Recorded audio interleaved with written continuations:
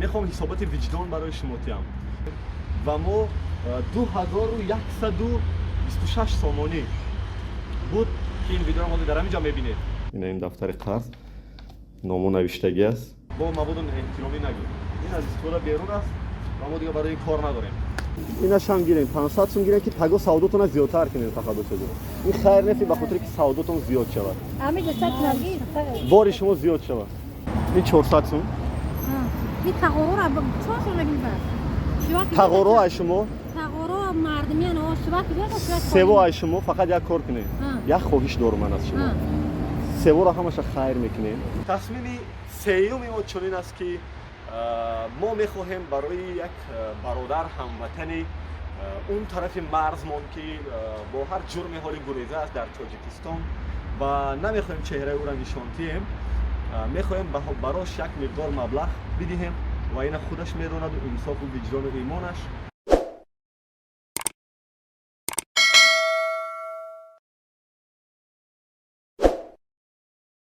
درود برای همه بیننده عزیز شبکه‌های اجتماعی دلیل ممالی، اونایی که ویدیو آنونس‌های ما رو در فیسبوک، اینستاگرام، تیک تاک می‌بینن و اونایی که شکل پره ویدیوی ما رو در یوتیوب.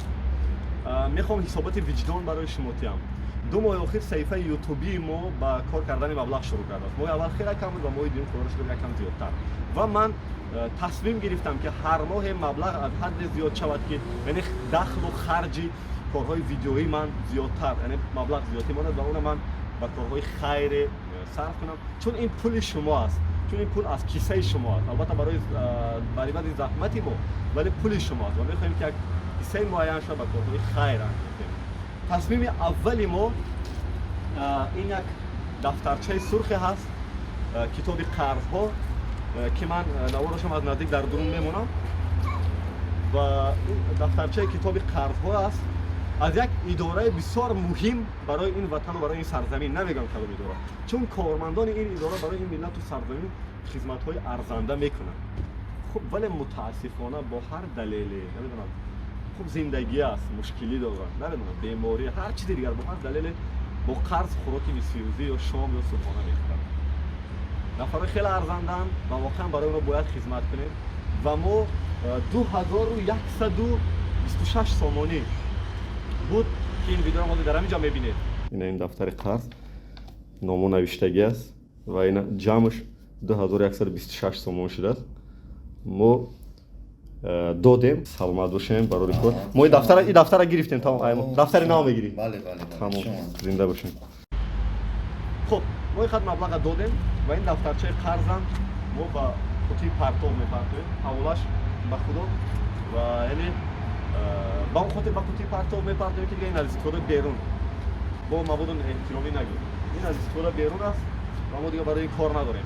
خب بعد از اون خیری که ما با طور قرضی مردم دادیم، خیر دویم ما تصمیم داریم که حالا با سپاس از این خواهر مهربان ما که نوار گرفته است امروز با ما بودن، ما میریم با کوچه‌های شهر دوشنبه، نزدیکترین کوچه این ما نزد بینای سیرک است و تصمیم داریم که هر مادری که در چنین یک روز بارانی مجبور شده است که با کوچه برود و سودای کوچگی مشغول شود، با اونا یک مقدار مبلغی تیم که همین روز نیاز دارن تا اینکه سوداشون رو دوچند کنن. از پگاه مثلا درآمد یک روزشون اگر 200 تومان باشه، پگاه با 400 تومان مبلغ سوداشون رو ادامه تیم و در شرایطی بودن بهتر میریم برای تصمیم دویممون و البته تصمیم‌های سوم و چهارم هم هست.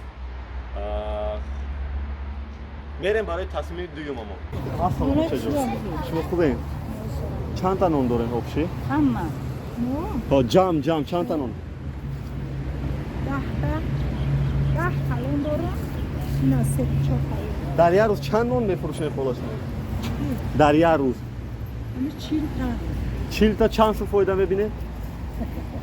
40 تا 20 34 تا 34-35. نه حالا اپاجون یک کار میکنم. اون ای و تو یا بر همین حساب کنید چند سومه؟ یا کی؟ آدم برام کشو چیزی. 1000 سوم. چند سومش شما میگیرید؟ برای چی؟ هم تو من میخوام خرید کنم. چند سومش شما میگیرید؟ ای کارا میتی خیره. نه من خالم چند سومش شما میخواین بگیرید؟ 1000 سوم. که شما همین روز روین این نونو را همش خیر کنه. پگاه من این خیر را به خاطر چی میکنم که پگاه سودای شما 2 برابر شود. زیادتر بگیرین. سوداتون 2 برابر کنه. این به خاطر که بیزنس شما پیش بره. چانس میشه خودین بگیرین. همش بگیرین. نه چرا بگیرین یا هر چقدرش که میخواد. خیلی ساعت میشه. ساعت میشه خلا هم نمیده. ما پوشم بعد بیا بعد کشه. 800 تومان میگیرین که میتین من در چی بود دیگه. نه اینا قشنگ میگیرین. چند قشنگ میگیرین؟ نه بیا نباشم اینش هم گیرین. اینش هم گیرین 500 تومان گیرین که پگاه سوداتون زیادتر کنین فقط چه این خیر نفی به خاطر که سوداتون زیاد شود. همین دست نگیر. باری شما زیاد شود. خب برای کارا چه جور؟ شما کجا سودا دارین؟ من یک سوداگرم. بیا نه شما ایش دیگه کار دارید. شما سوداتون زیاد میکنید. نمیدونم چیه کدوم زنده باشه چه جونو؟ برای کار. رحمت چه جونو؟